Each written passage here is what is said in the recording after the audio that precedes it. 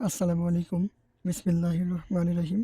Viewers, জীবনে ভালো থাকার জন্য ২ টা কথা স্পেশালি মেনে নিয়ে মানিয়ে চলা উচিত আমি মনে করি। ১ম কথাটা হচ্ছে যে, আল্লাহ যাই করেন সেটা আমাদের ভালোর জন্যই করেন। এই কথাটা আমরা তাৎক্ষণিক বুঝি না, কিন্তু তাৎক্ষণিক না বুঝলেও একটা সময় পর গিয়ে আমরা ঠিকই বুঝি যে আল্লাহ যাই করেছেন, যাই হয়েছে আমাদের জন্য ভালোর জন্য হয়েছে, ভালো হয়েছে। আলহামদুলিল্লাহ। তো ভিউয়ার্স, দ্বিতীয় কথাটা হচ্ছে যে, শেষ ভালো যার সব ভালো তার। তো দেখেন, আপনি, আমি, আমরা এখন যে অবস্থাতে আছি, হয়তো আমরা ভালো নেই, সুখে নেই, ভালো কোনো অবস্থানে নেই। কিন্তু আলহামদুলিল্লাহ শুকরিয়া আদায় করতে হবে।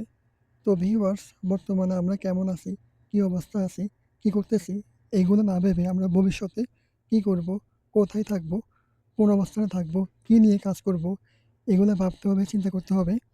তো দেখেন, আমরা মানুষরা কাজ করে যাবো ইনশাআল্লাহ। ফলাফল তো আল্লাহই দিবেন। তো ভিউয়ার্স, আল্লাহ যাই করেন ভালোর জন্যই করেন। শেষ ভালো যার সব ভালো তার। কথাগুলো আমরা মেনে চলবো। ইনশাআল্লাহ সুখ আসবে, সফলতা আসবে। আল্লাহ হাফেজ। আসসালামু আলাইকুম।